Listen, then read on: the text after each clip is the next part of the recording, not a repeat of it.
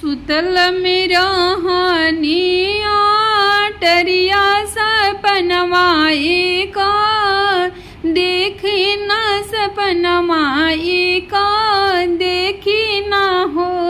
ए मोरे सासू गोदिया में खेले ले हो रिलवा बड़ी सुंदर हो रिलवा बड़ी सुंदर हो। सासू हमहू त करी ना जीवतिया बबुआ के धैया हो रिलवा के धैया नो हो। ये सासू हमहू त करी ना जीवतिया त बबुआ के धैया त बबुआ के धैया नो हो। बोलिया तई बहू बोलहूँ बोले नाही जानहूँ बोले नाही जानहूँ हो। ये बहू तू तहु नानी के झिनिया जीवतिया कैसे भूखबू जीवतिया कैसे भूखबहू हो। ये बहू तू तहु नानी के झिनिया जीवतिया कैसे भूखबू जीवतिया कैसे भूखबहू हो। अतना बचन बहुआ सोने नाही पावई सुने नाही पावई हो। ये मोरी ललना चली भैली गंगा के नारित डूबी धसी मर जइबो डूबी धसी मर जइबो हो।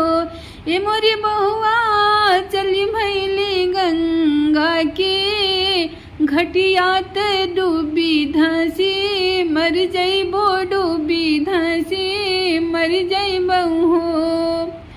गंगा के किनारे जीतिया मैया त बहिया धई बिला मावेली बहिया धई बिला मावाई हो। ये बेटी कौन संकटवा तोहरा पर ले आवही आधी रतिया वही आधी रतिया त डूबी धसी मर जइबो डूबी धसी मरहूँ हो। ये बेटी कौन संकट तोहरा अइले त डूबी धसी मर जइबो डूबी धसी मरबहू हो। का हम कहीं माई बतियात तू अंतर्यामी हो तू अंतर्यामी हो। ये जितिया माई गोदिया में नाई के बालकवात जीवतिया कैसे भूख भी जीवतिया कैसे भूख भी हो। ज्योतिया माई पूर्व जना मामा के लेखत कैसे मिटहे त कैसे के मिटहेनु हो। चुप रहे तिवई चुप हो खोजनी धसी मरहूँ जनी डूबी मरहूँ हो। इतिवई तुहे हुई है गोदिया में बलकवा जीवतिया तू करबू जीवतिया तू करबहू हो। बहू हम देबो गोदिया बालकवा जीवतिया तू करबू जीवतिया तू करबहू हो। बलुआ की बालका बनम लिखोई छवा में डाले लिखोई छवा में डाल दिहली हो। ये बेटी 9 महीना जब बीते त होरी लाजा नमली है होरी लाजा नमली है हो।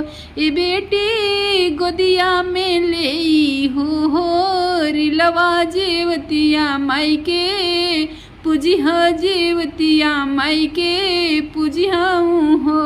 ये बेटी गोदिया में ले हो रिलवा जीवतिया माई के पूजिह जीवतिया माई के पूजवाऊँ हो। बेटी भरी जई है अचरा तो हार से सुइया यादर करी है गोतिनिया यादर करी है ननदिया यादर करी है ननद यादर करी हाई हो।